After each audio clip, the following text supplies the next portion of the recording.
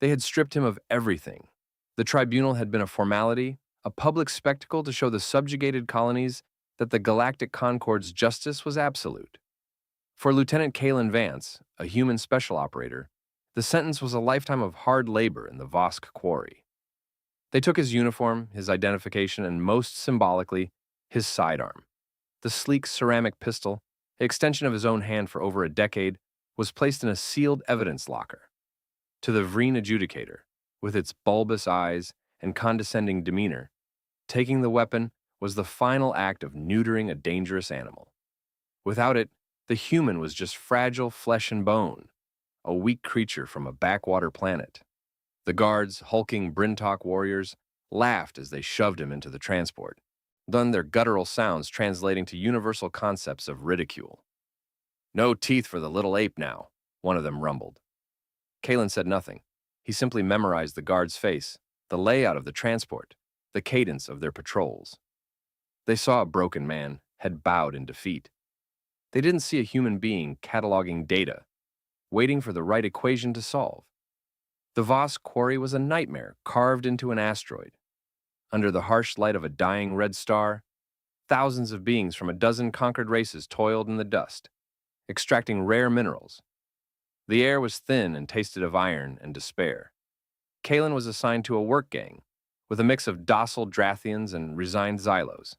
The Brintok guards patrolled on hovering platforms, their energy whips cracking through the thin atmosphere, a constant reminder of their absolute power. The first few weeks were a brutal lesson in humility. His muscles, honed for zero-gravity combat and lightning-fast strikes, screamed under the constant, heavy labor of the quarries. His hands, once so precise on a weapon's trigger, blistered and bled onto the raw ore. The other prisoners looked at him with a mix of pity and scorn. They had seen many like him, proud soldiers broken by the Concord's machine. He was just another ghost now, waiting to fade.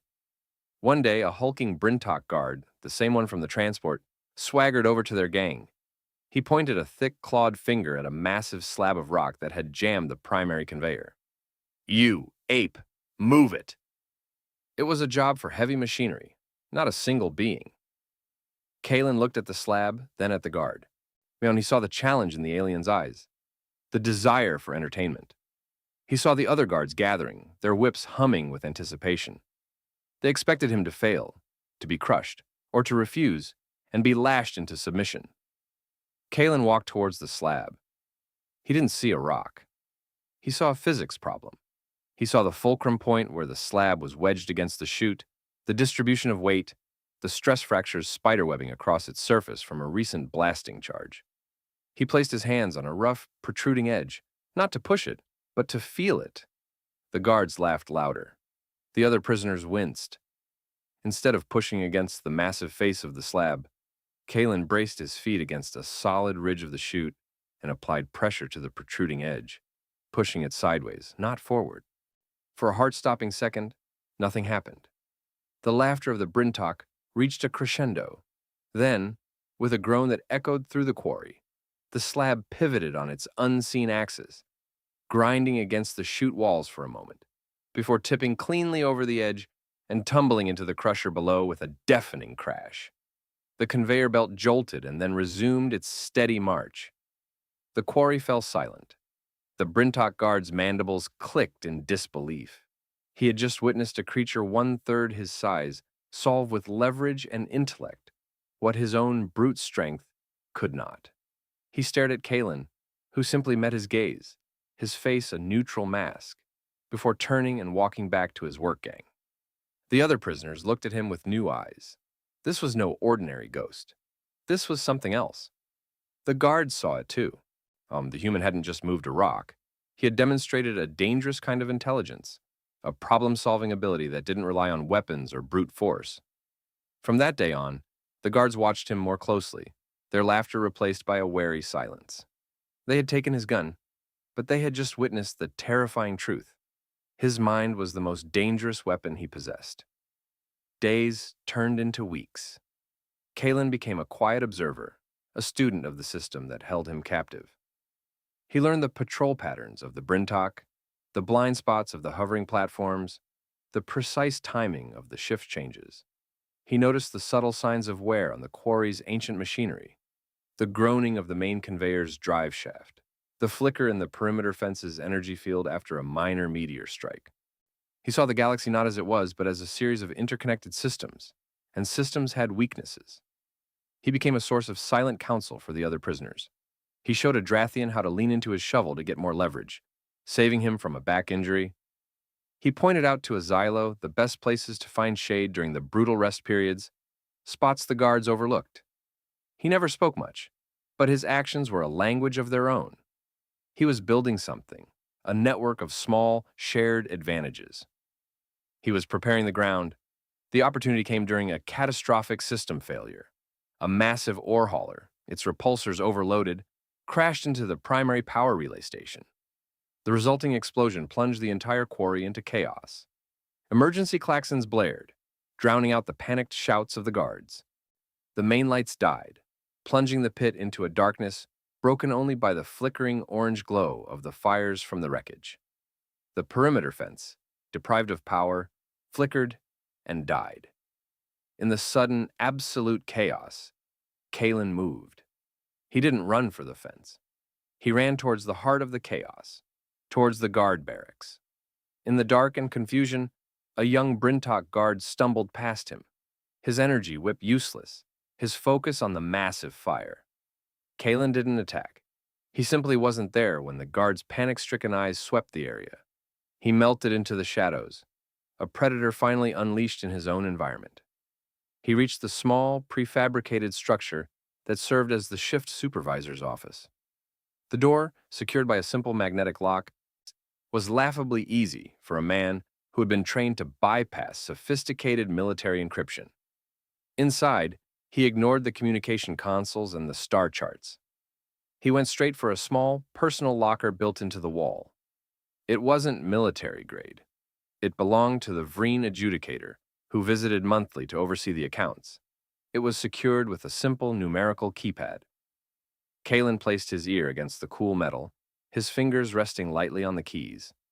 He listened to the faint clicks and whirs of the mechanism, a symphony of information invisible to anyone else. His mind, starved for stimulation, raced through combinations, testing probabilities. The Vreen were creatures of habit, obsessed with order. Its birthday? The date of its ascension to the adjudicator post? He tried a sequence based on the Concord's founding date. A soft red light blinked. No. He tried the date of its last inspection. Another red blink. He thought of the Vreen's smug, condescending face as it had passed judgment on him. What number would such a creature hold sacred? Its own identification code. He had seen it on the tribunal documents. He punched in the 7 digits. There was a heavy clunk. The locker door swung open. Inside, on a shelf, sat a small, innocuous data slate. Next to it, gleaming dully in the red emergency light, was a standard-issue Vreen energy pistol, a backup weapon for the bureaucrat's personal safety. Kalen ignored the slate, his eyes locked onto the pistol. It was small, almost delicate in design, a weapon for a being with weak, spindly arms. He picked it up. It felt alien, wrong in his hand. The grip was too short, the balance all off. It was a pathetic thing compared to the weapon they had taken from him. But it was a tool that could focus energy into a coherent beam. He checked the charge. Full. He clipped it to his waist and turned back to the locker. He had his tool. Now he needed information. He grabbed the data slate and activated it. The Vreen, in its arrogance, hadn't even bothered with a password. The screen glowed to life, displaying the quarry's layout, guard rotations, supply shipments, and communication protocols. It was the complete schematic of the prison, the keys to the kingdom. He had his gun back in a manner of speaking, but more importantly, he had a map. The chaos outside was dying down. The emergency systems were struggling back online. The Brintok guards were re-establishing order, herding prisoners back to their barracks with sharp, so fearful jabs from their whips. Kalen slipped out of the office as silently as he had entered, merging with a group of confused Drathians being pushed towards the habitation dome. He was back in his bunk, the cold metal of the pistol and the data slate hidden in a ventilation shaft before the main lights flickered back on. The next day, the Vreen adjudicator arrived on a priority shuttle, its face a mask of barely contained fury. Its private locker had been breached. A security sweep was ordered. The guards turned the quarry upside down, searching every bunk, every crevice. They found nothing. They questioned prisoners, using their whips freely. No one talked. No one could. No one had seen anything. The human, the one they had marked as finished, had simply been in his bunk during the entire incident. Several Drathians, the ones Kalen had helped weeks ago, swore they had seen him there, asleep. They lied with the calm conviction of beings who had learned a new kind of hope. The search was called off. The incident was logged as a random act of looting by an unknown prisoner, probably killed in the ensuing stampede. The Vreen, satisfied with its own efficient report, filed it away and forgot about it. The human was still just a ghost, but now he was a ghost with a gun and a plan. He spent the next month as the perfect prisoner. He worked harder than anyone, his head down, his movements slow and plodding. He let the guards see him stumble, let them see him cough in the dust. A picture of utter defeat. The incident with the rock was forgotten, dismissed as a lucky fluke. He was just another broken soul, wasting away in the Vosk quarry. But at night, he studied the data slate, memorizing every detail. He learned that a supply freighter, the Indifferent Star, made a regular stop at the quarry's small spaceport every 6 weeks. Its security was minimal, its crew complacent. It was their ticket out.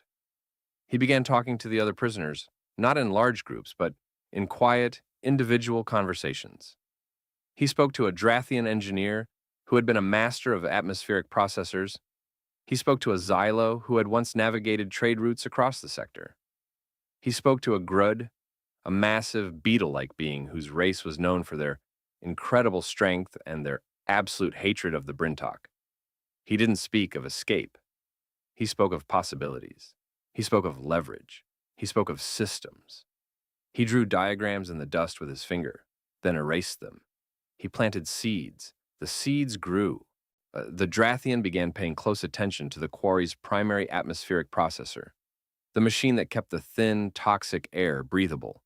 He noticed the same signs of wear Kalen had seen months ago. The Xylo started tracking the stars visible from the quarry's edge, calculating the jump coordinates the freighters would use. The Grud simply started watching the guards with a new, focused intensity, measuring their strengths and, more importantly, their weaknesses. They were a collection of broken parts scattered across a prison. Kalen was showing them how to fit together, to form a machine more complex and dangerous than anything the Concord had ever imagined. They still had no weapons, no tools, no hope, but they had a plan. And they had a human who saw the universe as a problem to be solved, and they thought taking his gun was the end of him. They were just beginning to understand what a human truly was. The first part of their story was one of quiet observation and patient assembly. The second part, he knew, would be written in fire and action.